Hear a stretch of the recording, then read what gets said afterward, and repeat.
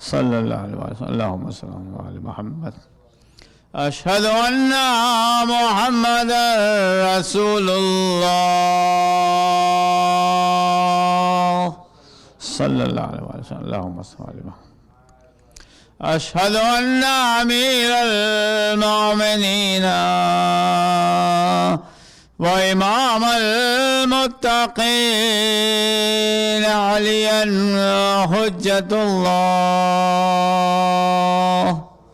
عليه الصلاة والسلام اللهم صل على محمد وآل محمد أشهد أن أمير المؤمنين وإمام المتقين عليا حجة الله عليه الصلاة والسلام اللهم صل على محمد وآل محمد حي على الصلاة حي على الصلاة حي على الفلاح حي على الفلاح حي على خير العمل حي على خير العمل الله أكبر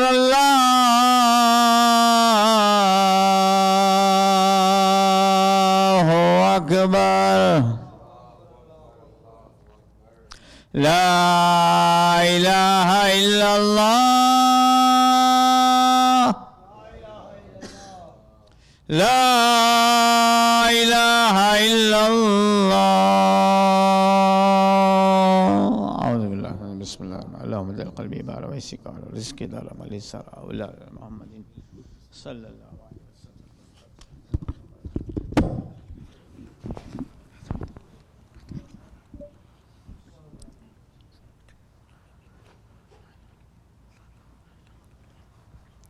السلام علیکم اعوذ باللہ من الشیطان اللعین الرجیم بسم اللہ الرحمن الرحیم الحمدللہ رب العالمین بارئ الخلائق اجمعین فاطر السماوات والارضین ثم الصلاة علی رسولہ الکریم جد الحسن والحسین مولانا ومول الثقلین بالقاسم محمد اللہم صل علی محمد وآل محمد وأهل بيته الطيبين الطاهرين المعصومين الغر الميامين المخجلين واللعنة على أعدائهم أجمعين وغاصب حقوقهم ومنكر فضائلهم من يومنا هذا إلى قيام يوم الدين أما بعد فقد قال الله تعالى في كتابه الحكيم وقوله الحق بسم الله الرحمن الرحيم والعصر ان الانسان لفی خسر الا الذین آمنوا وعملوا الصالحات وتواصوا بالحق وتواصوا بالصبر اللہم صل علی محمد وآل محمد اوصیکم بتقوی اللہ ونظم امرکم اپنے آپ کو اور حاضر مجلس کو تقوی پرہیزگاری کی وصیت کے ساتھ میں عرض کیا تقوی انسان کی زندگی کو خوشحال بنانے کے لیے سب سے لازمی عنصر اور ضروری شے ہے اور لازمی تقوی انسان حاصل کرے اس کے لیے بہت سی چیزیں ضروری ہیں لیکن امام نے جو جعفر صادق علیہ السلام کی ابھی شہادت کا صلی اللہ محمد وآل محمد دن گزرا میں نے امام کی ایک حدیث آپ کی خدمت پیش کی تھی اسی کو دوبارہ جو لوگ نہیں تھے ان کے لیے پیش کرتے ہوئے تقوی کی اہمیت کو بیان کر دیں امام نے کہا کہ اگر تم تقوی حاصل کرنا چاہتے ہو تو بہت آسان طریقہ ہے وہ کیا ہے کہ خدا تمہیں جہاں دیکھنا چاہتا ہے وہ نظر آؤ اور جہاں دیکھنا پسند نہیں کرتا وہاں سے غائب رہو تمہیں تقوی مل جائے گا لازمی ہے انسان تقوی کو وہاں ڈھونڈے جہاں نہیں ہوتا ہے تو کیسے ملے گا تو تقوی کہاں ملتا ہے جہاں خدا دیکھنا پسند کرتا ہے کہاں دیکھنا پسند کرتا ہے نماز میں انسان کو جو ہے وہ مجلس میں انسان کو کار خیر میں عبادت میں عمرے میں حج میں زیارت میں جہاں بھی انسان کو دیکھنا پسند کرتا ہے نیکی کے لیے، حسن سلوک کے لیے یہاں لازمی ہے. جہاں برائی ہے وہاں سے اگر انسان فرار کرے گا تو اپنے آپ ہی وہ جہاں جائے گا وہ اچھائی کہلائے گی. یہ پہلا پیغام ہے کہ جو تقوی و پرہیزگاری کے لیے. لیکن اس میں دوسری چیز پیدا آئی کہ کیسے انسان کو پتہ چلے کہاں دیکھنا پسند کرتا ہے. تو اللہ کو سمجھنے کے لیے اللہ والوں کو سمجھ، جہاں جہاں اللہ والے نظر آئیں وہاں آدمی نظر آئے، جہاں اللہ والے نظر نہ آئے وہاں آدمی نظر نہ آئے. تو یہ بھی ایک دوسری چیز ہے تاکہ اس سے بھی انسان کو تقوی و پرہیزگاری میسر آتی ہے. لازمی ہے کہ آج کے دن کے لیے جو عنوان قرار گیا، میں نے کہا رحم دلی اور انسان کا لوگوں کے ساتھ ملنساری سے پیش آنا. اس سلسلے میں ہماری گفتگو تھی کہ سب سے بہترین چیز انسان کے لیے اخلاق ہے. اخلاق و عفو و درگزر پہ ہماری گفتگو ہو رہی تھی. یہاں رسول اکرم کی ایک بہت خوبصورت صفت کو، بلکہ قرآن نے خود رسول کی رحمت کو اللہ کی رحمت سے منسوب کیا ہے. وہ کیسے کہ یہ آیہ کریمہ اس بات کی حکایت کر رہی ہے. کہتے ہیں فما برحمت من اللہ لنت لهم ولو كنت فظا غلیظ القلب لانفضوا من حولك فاعف عنهم واستغفر لهم وشاورهم في الامر واذا عزمت فتوکل علی اللہ ان اللہ يحب المتوکلین. یہ جو ہے وہ سورہ مبارکہ آل عمران کی آیت نمبر 159 ہے، جس میں اللہ ارشاد فرما رہا ہے کہ پیغمبر یہ اللہ کی مہربانی ہے کہ تم ان لوگوں کے لیے نرم ہو، ورنہ اگر تم بد مزاج اور سخت دل ہوتے تو یہ تمہارے پاس سے بھاگ کھڑے ہوتے. لہٰذا انہیں معاف کر دو، ان کے لیے استغفار کرو اور ان سے امر جنگ میں مشورہ کرو، اور جب ارادہ کر لو کہ تو اللہ پر بھروسہ کرو اور وہ بھروسہ کرنے والوں کو دوست رکھتا ہے. یہ اس کا ظاہری ترجمہ ہے. اب لازمی ہے کہ اس کے اندر جو نکات ہیں اس کی طرف آپ کو توجہ دلائیں کہ یہاں کن صفات کا اللہ نے تذکرہ کیا ہے، کیا ہے. تو سب سے پہلے خدا کہہ رہا ہے کہ وَبِمَا مِن رحمتہ، یہ اللہ کی رحمت میں سے ہے کہ نبی ہم نے آپ کو خوش اخلاق بنایا ہے کہ آپ جب لوگوں کے ساتھ پیش آتے ہیں تو بہت نرمی سے پیش آتے ہیں، ان کے ساتھ سختی نہیں کرتے. اگر آپ سختی کرتے تو کیا ہوتا ہے کہ یہ لوگ آپ سے بھاگ کھڑے ہوتے، آپ کے پاس رہتے ہی نہیں. لیکن اب یہ سب سے پہلے اس آیت کا کانٹیکسٹ کیا ہے، یعنی شان نزول کیا ہے. اب آپ شان نزول دیکھیں گے تو آپ کو احساس ہوگا کہ رسول کی رحمت کتنی وسیع ہے. اب آپ اس کو سمجھیے گا ذرا. اگر آپ کو شان نزول نہ بتایا جائے تو یہ آیت آپ کو سمجھ میں نہیں آئے گی. جنرل کانٹیکسٹ شان نزول کیا ہے اس آیت کا؟ شان نزول یہ ہے کہ یہ آیت نازل ہوئی ہے احد کے بعد جنرل معافی کا اعلان لے کر. کب نازل ہوئی ہے؟ جنگ احد. جو جنگ احد سے واقف ان کے سمجھ میں آ گیا نہیں آیا تو جنگ احد کیا ہے؟ جنگ احد وہ ہے کہ جو جیتی ہوئی جنگ مسلمان ہار گیا تھا. وہ ہارنے کا سبب کیا تھا کہ رسول کی بات کو نہیں مانی تھی. تو اس کا مطلب کیا ہے کہ جیتنے کے بعد بھی جیت باقی رہے گارنٹی نہیں ہے. انسان جیت کر بھی ہار جاتا ہے اگر رہبر کی بات کو نہ مانے. یہ بہت بڑے. دوسری چیز کیا ہے کہ انسان اب یہ لازمی بھاگے کیوں تھی؟ اس کا سب سے بڑا سبب تھا دنیا کے لالچ. انسان نے کس سے کون سی، اب یہ دوسرا عنصر بہت جنگ احد کے جو چند لیسنس ہیں اس میں لیسنس میں بہت اہم لیسن کہ کیا سبب تھا. سبب یہ تھا کہ انہوں نے رسول اکرم کی بات پہ بھروسہ نہیں کیا. رسول نے کہا تھا اس درے کو نہیں چھوڑنا، یہاں سے چھوڑ کر مت جانا، اور وہ چلے گا. ان کا کیونکہ اب تو جنگ جیت گئے، مال غنیمت بن رہا ہے، کیا پتہ نہیں ہمارا حصہ ملے کہ نہ ملے. دوسرا جو ہے سوء ظن کیا رسول پہ. وہ کیا؟ رسول کی عدالت پہ شک کیا کہ رسول جن لوگوں کو ڈیوٹی پہ لگا گئے ہیں انہی کا مہنتانہ دینا بھول جائیں گے. یہ ان کا دوسری مسٹیک تھی. دوسری چیز کیا تھی؟ جب وہ چھوڑ کر آ گئے تو چھوڑ کر آنے کے بعد سے انہیں ایسا نہیں ہے کہ انسان اگر اپنی مرضی سے کوئی چیز لینا چاہے تو اسے مل جائے. اگر رسول اللہ نہ دینا چاہے تو کچھ بھی نہیں ملتا. تو ذرا چھوڑ کر آئے تو نتیجہ کیا ہوا؟ انہیں مال غنیمت تو بعد میں ملا، دشمن کی تلوار پیچھے پہلے پڑی. دشمن کی تلوار ان کے پیچھے پڑی، ان کو بھاگنا پڑا. بھاگے بھی ایسے کہ وہ پہاڑوں پر بکریوں کی طرح بھاگ رہے تھے، ہے نا. یہ کوئی بھی رسول کے پاس نہیں رہا. خزیمہ کا تذکرہ لکھا، مولا منتقیان علی ابن ابی طالب کا تذکرہ لکھا ہے. اللہم صلی علی محمد وآل محمد. اب لگے آدمی جنگ سے فرار کر جائے. جنگ سے فرار کرنا گناہ کبیرہ میں سے، یہ یاد رکھیے. جو جہاں رسول کے جانشینوں نے گناہ کبیرہ کی فہرست طے کیے، ان گناہ کبیرہ میں سے جنگ سے فرار کرنا بھی ہے بڑا گناہ ہے. کیوں؟ اس کا ریزن ہے خود انسان اپنی جان و مال کو خطرے میں ڈالتا ہے. پھر جو دوسرے سپاہی ہیں ان کا بھروسہ توڑتا ہے، ان کی جان و مال کو خطرہ ہوتا ہے. تیسرا کیا ہوتا ہے کہ اسلام کی پشیمانی کا سبب بن جاتا ہے. رہبر کی زندگی. تو یہ تمام اتنے سارے ایک کے بعد کیا گناہ کبیرہ صغیرہ کا فرق کیا ہے کہ جس کا امپیکٹ آپ کی ذات پہ پڑے وہ صغیرہ ہوگا، لیکن جس کا امپیکٹ پھر سوسائٹی میں پھیلنے لگ جائے تو کبیرہ ہو جائے گا، بڑھتا چلا جائے کہ اس کا افیکٹ بڑھتا ہے. گناہ کبیرہ میں سے اس لیے رکھا گیا. اب یہ بھاگ گئے تھے، لازمی ہے، تو بھاگنے کی وجہ سے جنگ جیتے ہوئے انسان آ گیا. پھر تو دوبارہ تمام مسائل پیش آئے اور جو کیفیت ہوئی اس کی ایک الگ گفتگو ہے. لیکن اب قرآن جو ہے وہ رسول سے کرا کہ بھاگ گئے تھے، آج واپس پلٹ کے آئے ہیں آپ کے پاس، آپ بس پشیمان ہیں، عفو درگزر چاہتے ہیں، آپ سے معافی چاہتے ہیں. تو رسول نے کہا، اللہ کہہ رہا ہے رسول ہم نے آپ کو نرم دل بنایا ہے، انہیں معاف کر دیجیے. یہ جنرل معافی کا ایک اعلان ہے کہ جو اس آیت سورہ آل عمران کے 159 میں اللہ کر رہا ہے کہ آپ کا دل بہت نرم ہے، آپ بہت نرمی سے پیش آتے ہیں، اس لیے آپ ان کو. اور رسول نے بہرحال معاف کیا. آپ نے دیکھا جنرل اگر وہ جتنے لوگ بھاگے تھے اسلام سے انہیں خارج کر دیتے تو کیا ہوتا ہے زنگرہ میں، مسئلہ ہی حل ہو جاتا. لیکن کیا بتایا کہ اللہ نے اس مرحلے میں رسول کی تعریف کی ہے. اب اس کی سیوریٹی دیکھیے کتنی. سیوریٹی کیا ہے کہ یہ چیز آسان نہیں ہے. آپ اس کو غور سے سنیے گا کہ انسان کو جتنا کم ڈیمیج ہوتا ہے اتنا جلدی معاف کرتا ہے، جتنا سیویئر ڈیمیج ہوتا ہے اتنی معافی میں ٹائم لگتا ہے نا. کوئی آپ کو 150 لے کے بھاگ جائے جلدی معاف کر دیں گے، 100-500 لے جائے تھوڑا ٹائم لگے گا، 5-10 ہزار لے جاؤ لگے گا، 5-6 لاکھ لے جائے صلوات پڑھ دیجئے اللہم صلی علی محمد و آل محمد. 50 اور 5 لاکھ میں فرق تو نہیں محسوس ہو گیا نا وہ.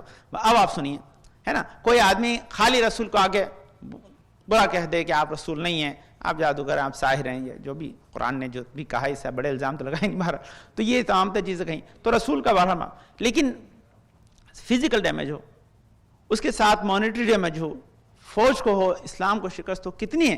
جنگ احد کے اندر ہر شے تھی. آپ دیکھیے رسول کے دندان مبارک شہید ہوئے، ملائکہ کائنات کی جان پہ بنائی، رسول کی جان پہ بنائی، کتنا زخم لگے بدن پہ. تو یہ زخم و دندان کا شہید ہونا فزیکل جو ہے وہ پین بھی ہے، فزیکل پین بھی رہا. لوگ چھوڑ گئے اسلام کو، جو ہے یہ فتح و نصرت کے بعد شکست اٹھانی پڑی. یہ تمام تر چیزیں کوئی چھوٹے زخم نہیں ہیں جو رسول کو اور اسلام کو اور وہاں کے مومنین کو ملے.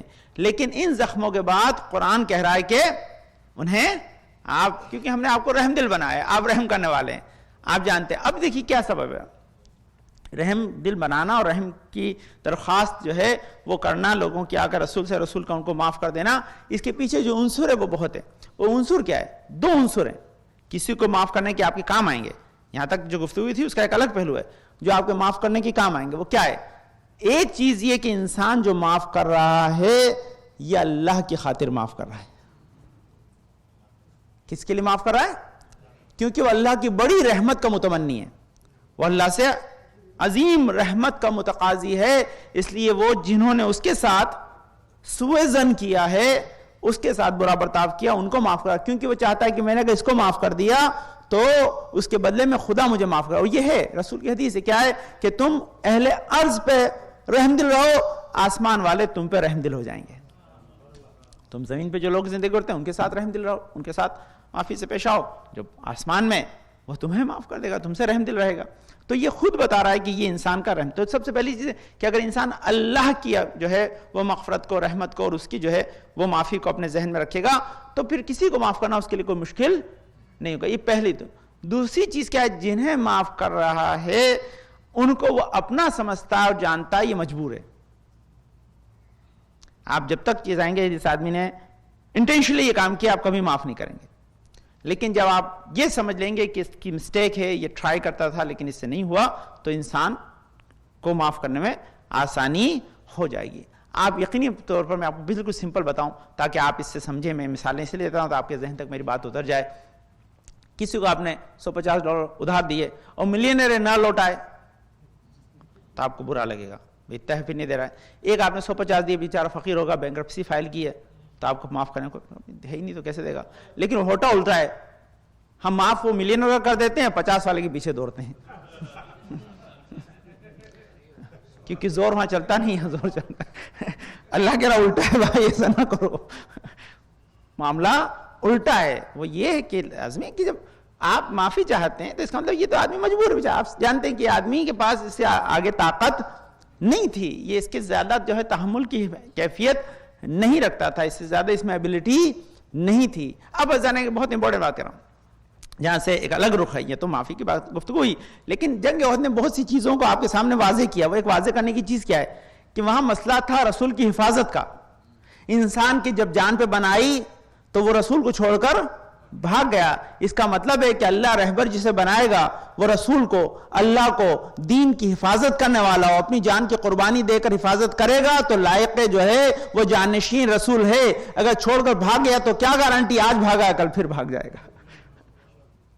تو یہ ایک اور بہت کلیئر میسج ہے اسلام کے تمام ماننے والوں کے لیے کہ اللہ نے ایک چیز اور واضح کر دی کہ جو اپنی جان کی بازی لگا کر اسلام کی حفاظت کرنے کا حق رکھتا ہے اسی کو خدا اسلام کی حفاظت کا ذمہ دار بنائے گا.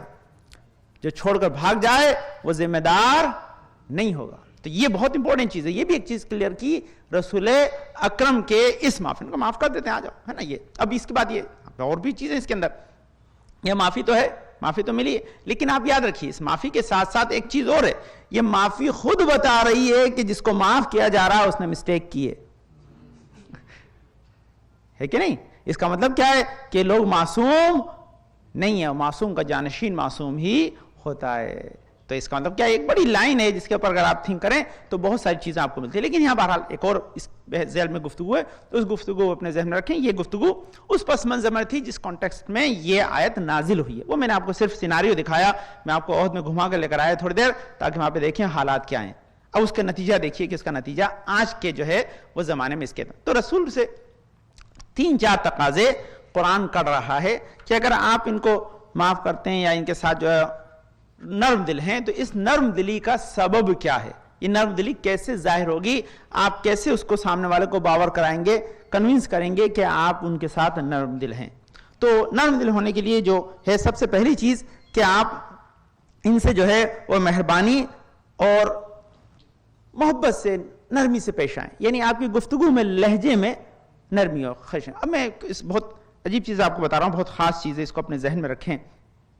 خدا نہ کرے آپ کو کبھی اس کی ضرورت گھر والوں کے ساتھ پڑھے, لیکن اکثر دوستوں کے ساتھ پڑھتی ہے تو اسے اپنے استعمال میں لائیں, کام آئے گا. اصل کیا ہوتا ہے کہ انسان کی باڈی جو ہے یہ بہت امپورٹنٹ چیز ہے, ایک الگ ہٹ کے چیز ہے. اگر آپ اسے فزیکل اعتبار سے نہ سمجھے, اسپرچل اعتبار سے سمجھے تاکہ آپ کے کام آئے گی. وہ آپ کی جو باڈی ہے نا, یہ باڈی یہ میٹرلسٹک کمپوننٹ سے بنی ہوئی ہے, تو اس کی سمجھ اور فیلنگز ڈفرینٹ ہوتی ہیں. لیکن جو اللہ نے آپ کو روح دی ہے اس کو خدا نے اپنے سے منسوب کیا ہے.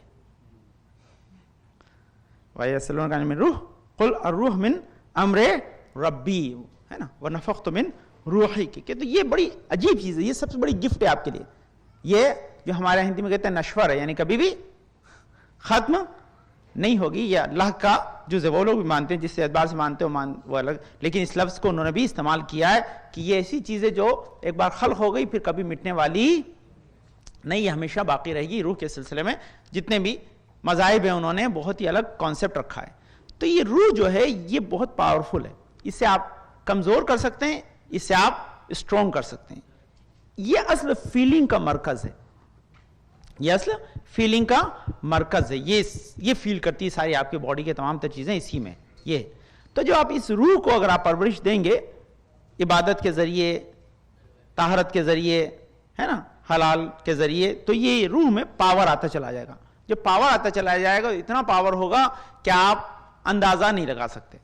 آپ اندازہ اس لیول کے اوپر یہ روح چلی جاتی. لیکن کم ترین چیز جو اس روح کے لیے جو ابھی تک انسان کی زندگی میں حص و حرکت کا سبب بنی ہوئی ہے, اس سے بالا تر بھی آپ اسے محسوس کرتے ہیں. وہ کیا محسوس کرتے ہیں؟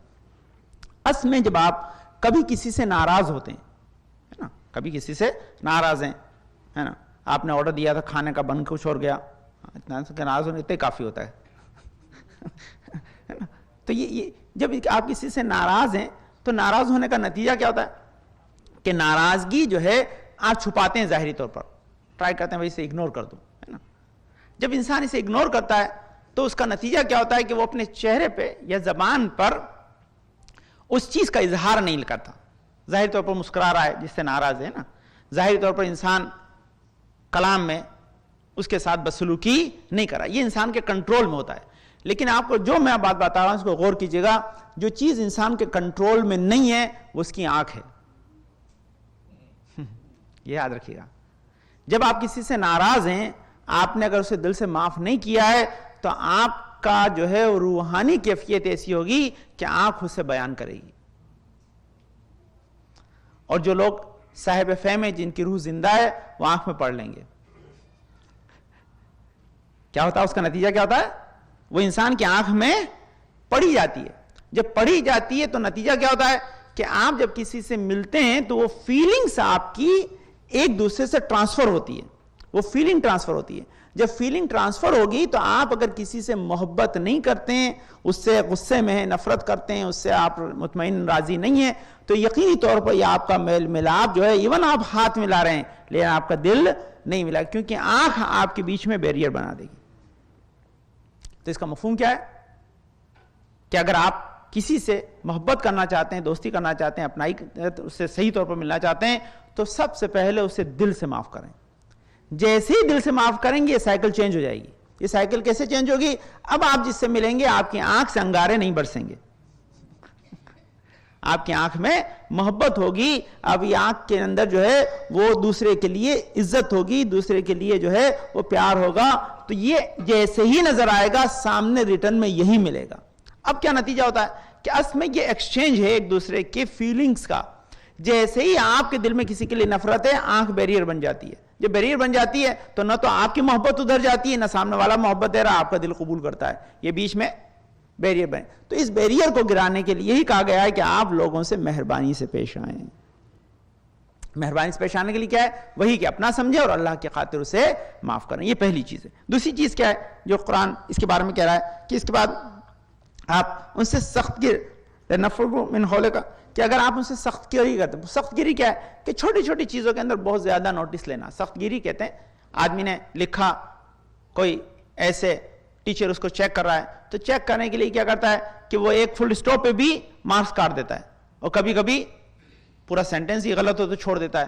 تو سخت گیری کہاں ہوئی کہ آدمی بہت مائنوٹلی چیک کر رہا ہے، اور مائنوٹلی چیک کرنے کے بعد باریک باریک مسٹیک کو پکڑا. باریک باریک مسٹیک پکڑنے کا نتیجہ کیا ہوتا ہے کہ پھر وہ ایک دوسرے کی دشمنی کو ایجاد کرنے کے لیے بیج بو رہا ہے.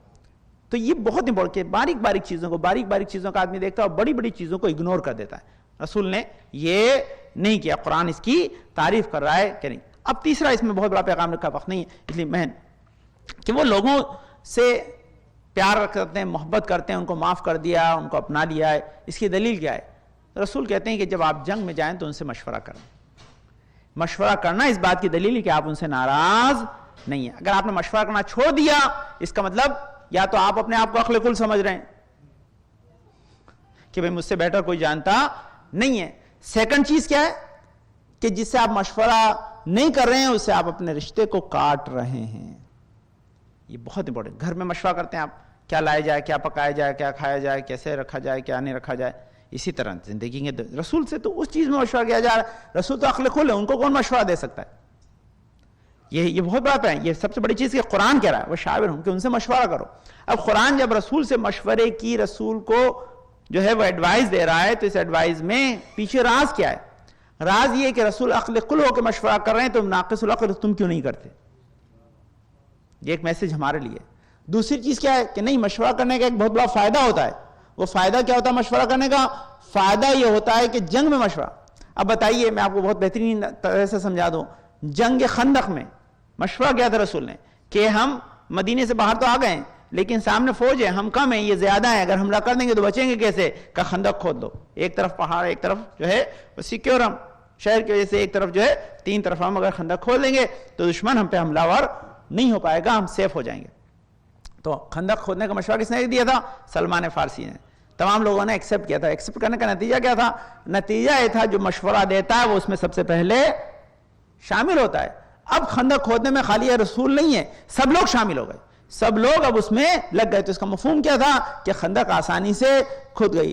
تو جنگ میں رسول مشورہ اس لیے کرتے ہیں کہ ہم جس اسٹریٹجی کو بنا رہے ہیں اس پہ سٹک رہیں گے، اور جو اس نے مشورہ دیا اور جن سب لوگوں نے مشورہ چیک کیا ہے، ایکسیپٹ کر لیا، وہ سب اس میں اپنے آپ کو انوالو کریں گے، کوئی اس میں فرار نہیں کرے گا. یہ مشورہ. دوسرا کیا ہے؟ 2 مشورے کا فائدہ ہو رہے ہیں، وہ رسول کے لیے نہیں، ہمارے لیے ہیں. مشورہ کرنے سے 2 بینیفٹ ہوتے ہیں. ایک یہ ہوتا ہے کہ آدمی کو تکبر نہیں آتا. انسان کہتا ہے یہ تو خالی میں نے کیا، کوئی کرنے والا نہیں ہے، میں نہیں ہوتا تو نہیں ہوتا. مشورہ کیسے مطلب آپ نہیں دیتے تو کیسے ہوتا؟ تو آدمی ویسے ہی ہمبل ہو جاتا ہے. تیسری چیز کیا ہے کہ اس کی مسٹیک پہ اس کو کم ندامت ہوتی ہے نا, کم ندامت ہوتی ہے. میں آپ کو ویسے تو میں لے جاتا نہیں ہوں, یہ کام نہیں میرا, بہرحال کیوں دوسرے کاموں میں لگاؤں, لیکن کبھی لے گئے آپ کو, آپ نے کہیں مولانا اس ہوٹل میں ٹھہریں گے, ہے نا, اس میں گرم پانی نہیں آیا,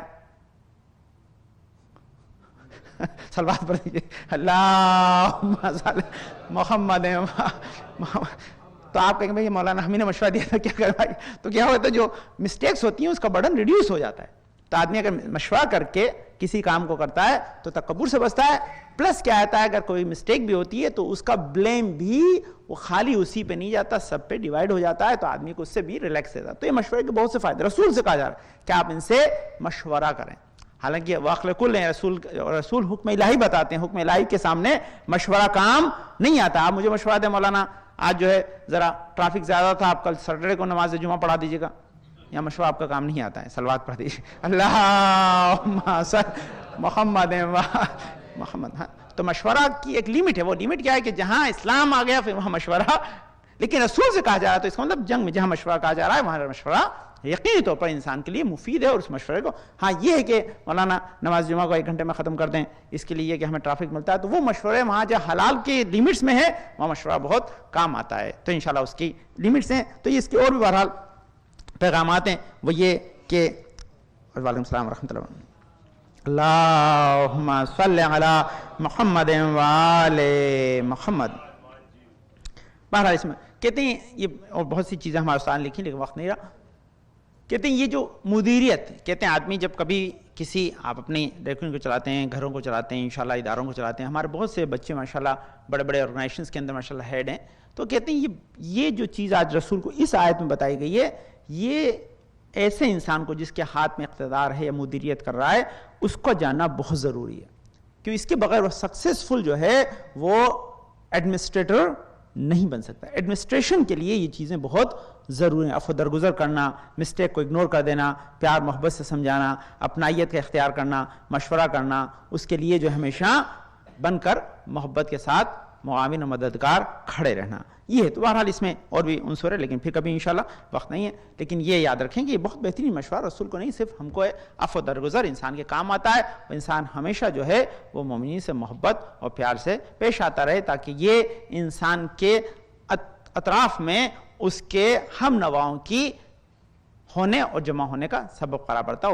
اسے محبت کرنے والے بہت زیادہ میسر. انسان اگر خشن ہو جائے گا, بد مزاج ہو جائے گا, تو اس سے محبت کرنے والے بھی دور ہو جائیں گے, اپنے دور ہو جائیں گے, غیروں کو اپنا بنانا تو بہت دور کی بات ہے. اللہم صلی علی محمد وعلی محمد, اللہم صلی علی محمد وعلی محمد, اللہم صلی علی محمد وعلی محمد. بسم اللہ الرحمن الرحیم. اللہم ارزقنا ایمانا صادقا ولسانا ذاکرا وقلبا خاشعا وبدنا صابرا وعلما نافعا وعملا متقبلا ورزقا واسعا وزوجتا صالحا وولدا صالح. پالنے والے تجھے واسطہ اپنے پاک بنائے شفا کامل اجر عطا فرما, اپنے پریشانوں کو دور فرما دے, اپنے توفیقات میں اضافہ فرما.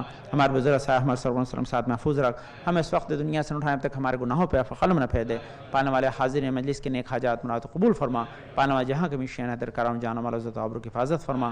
پالنے حاضر مجلس میں جماعت میں جماعت بن مسلم عابدہ بن بنت حسن بھائی, نوشاد بھائی, محمد بھائی, عابد بھائی, محمد بھائی, بانو بہن بنت کریم بھائی, امتیاز بھائی, ولی بھائی, عابد بالغرامی صاحب, پانے والے جمنات بیمار سب کو شفا کامل عاجل عطا فرما. ہمارے گناہوں کو بخش دے. ہمارے نسل میں امام زمانہ کے ظہور تک ان کے چاہنے والوں کو باقی رکھ. ہمارے امام زمانہ کے ظہور میں تاجیل عطا فرما. ہم کو ان کے انصار و اعوان میں قرار دے. بسم اللہ الرحمن الرحیم. انا اعطیناک الکوثر فصل لربک وانحر ان شانئک هو الابتر. اللہم صل علی محمد وآل محمد. اللہم صل علی محمد وآل محمد. اللہم صل علی محمد وآل محمد. اعوذ باللہ من الشیطان الرجیم. بسم اللہ الرحمن الرحیم. وبہ نستعین وخیر ناصر و معین. پاک و منزہ پروردگار اس کائنات ہستی کو خلق کرنے والا ہے. پاک و منزہ پروردگار شیخ نزدیک ہمارے دل کے حال کو جاننے والا ہے. پاک و منزہ پروردگار جو ہمارے ذرہ برابر نیکی و بدی کا حساب و کتاب رکھتا ہے. پاک و منزہ پروردگار جس نے ہماری عفو و بخشش کا سامان فراہم کیا. پاک و منزہ پروردگار جس نے ہماری ہدایت کا سامان فراہم کیا. نبی کا طولانی سلسلہ بھیجا. الصلاۃ والسلام علی خاتم النبیین محمد مصطفیٰ صلی اللہ علیہ وسلم.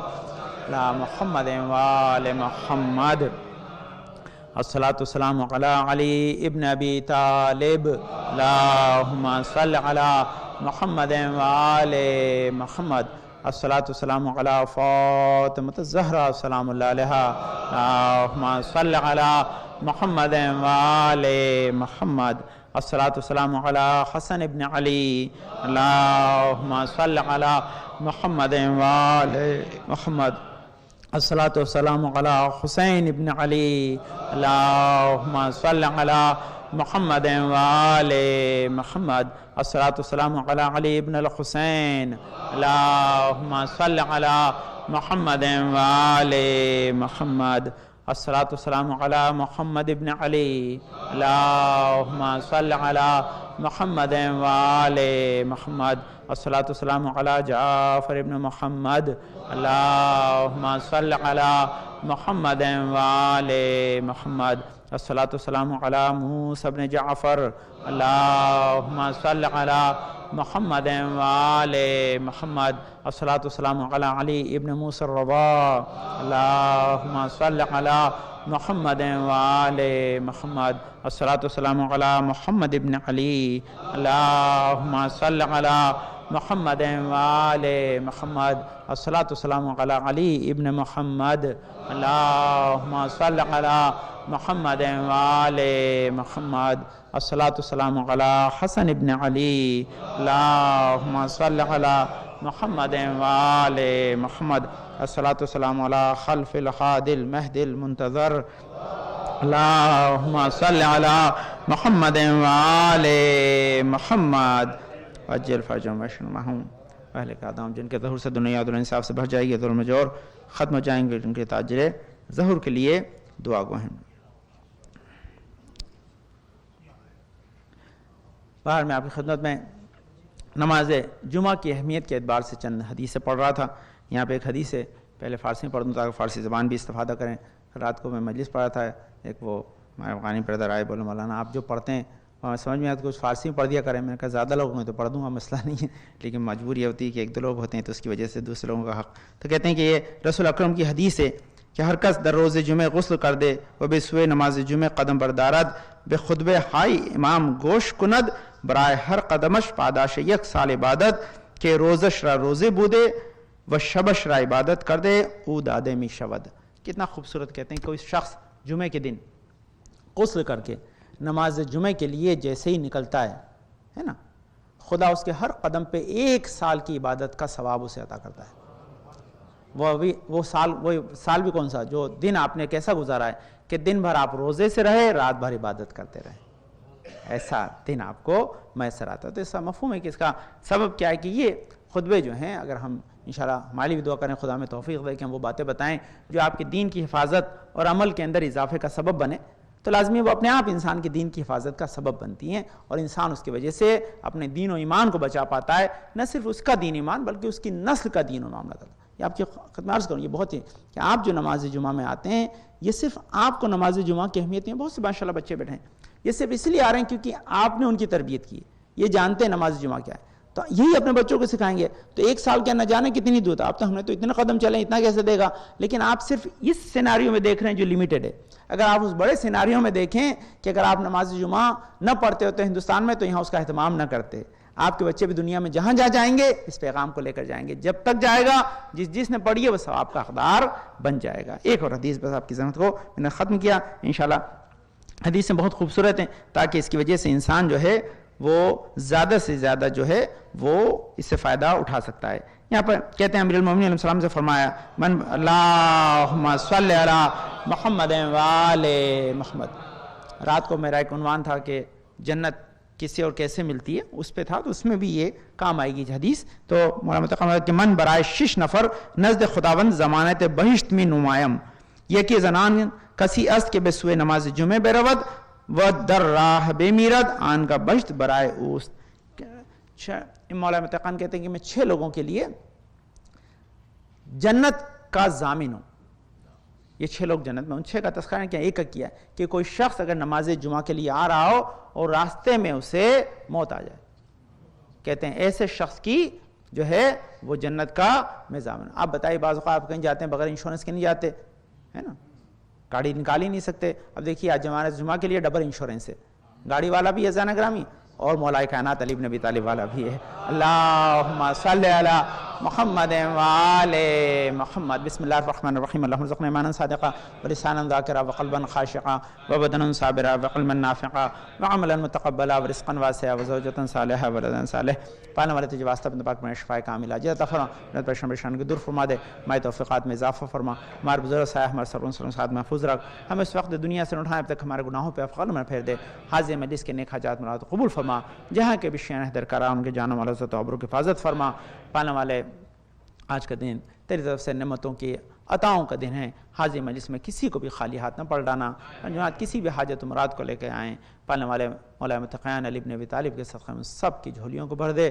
ہمارے امام زمان کو راضی خوشنود رکھ, ہمارے امام زمانہ کے ظہور میں تعجیل عطا فرما, ہم کو ان کے انصار و اعوان میں قرار دے. بسم اللہ الرحمن الرحیم.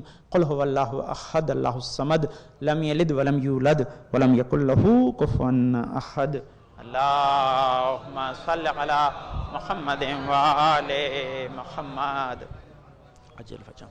اعوذ باللہ من الشیطان الرجیم. بسم اللہ الرحمن الرحیم. اللہ اکبر اللہ اکبر. اشہد ان لا الہ الا اللہ اشہد ان لا الہ الا اللہ اشہد ان محمد رسول اللہ صلی اللہ علیہ وسلم اشہد ان محمد رسول اللہ صلی اللہ علیہ وسلم اشہد ان امیر المؤمنین و امام المتقین علی ولی اللہ و رسول اللہ و خلیفتہ بلا فصل اشہد ان علی حجۃ اللہ. حی علی الصلاۃ حی علی الصلاح حی علی الفلاح حی علی الفلاح حی علی خیر العمل حی علی خیر العمل قد قامت الصلاۃ قد قامت الصلاح. اللہ اکبر اللہ اکبر. لا الہ الا اللہ. اعوذ باللہ من الشیطان الرجیم. بسم اللہ الرحمن الرحیم. ان صلاتی و نسکی و محیای و مماتی للہ رب العالمین. یا محسن قد اتاک المسیء انت المحسن ون المسیء فتجاوز عن المسیء. استغفر اللہ ربی و اتوب الیہ. استغفر اللہ من کل ذنب و اتوب الیہ. السلام علیکم و رحمۃ اللہ. بسم اللہ الرحمن الرحیم. نماز جمعہ واجب تخیری. بسم اللہ الرحمن الرحیم. اللہ اکبر. بسم اللہ الرحمن الرحیم. الحمد للہ رب العالمین الرحمن الرحیم مالک یوم الدین. ایاک نعبد و ایاک نستعین. اہدنا الصراط المستقیم صراط الذین انعمت علیہم غیر المغضوب علیہم ولا الضالین.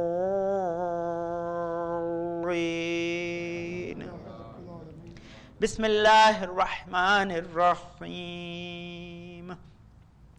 یسبح للہ ما فی السماوات وما فی الارض الملک القدوس العزیز الحکیم. هو الذی بعث فی الأمیین رسولا منہم یتلو علیہم آیاتہ ویزکیہم ویعلمہم الکتاب والحکمہ وإن كانوا من قبل لفي ضلال مبين وآخرين منهم لما يلحقوا به وهو العزيز الحكيم. ذلك فضل الله يؤتيه من يشاء والله ذو الفضل العظيم. مثل الذين حملوا التوراة ثم لم يحملوها كمثل الحمار يحمل أسفارا بئس مثل القوم الذين كذبوا بآيات الله والله لا يهدي القوم الظالمين. قل يا أيها الذين هادوا إن زعمتم أنكم أولياء لله من دون الناس فتمنوا الموت إن كنتم صادقين ولا يتمنونه أبدا بما قدمت أيديهم والله عليم بالظالمين. قل إن الموت الذي تفرون منه فإنه ملاقيكم ثم تردون إلى عالم الغيب والشهادة فينبئكم بما كنتم تعملون.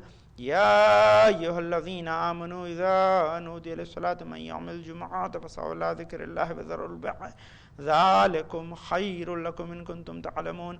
فإذا قضيت الصلاة فانتشروا في الأرض وابتغوا من فضل الله واذكروا الله كثيرا لعلكم تفلحون. وإذا رأوا تجارة أو لهوا انفضوا إليها تركوك قائما. قل ما عند الله خير من اللهو تجارة والله خير الرازقين. اللہ اکبر.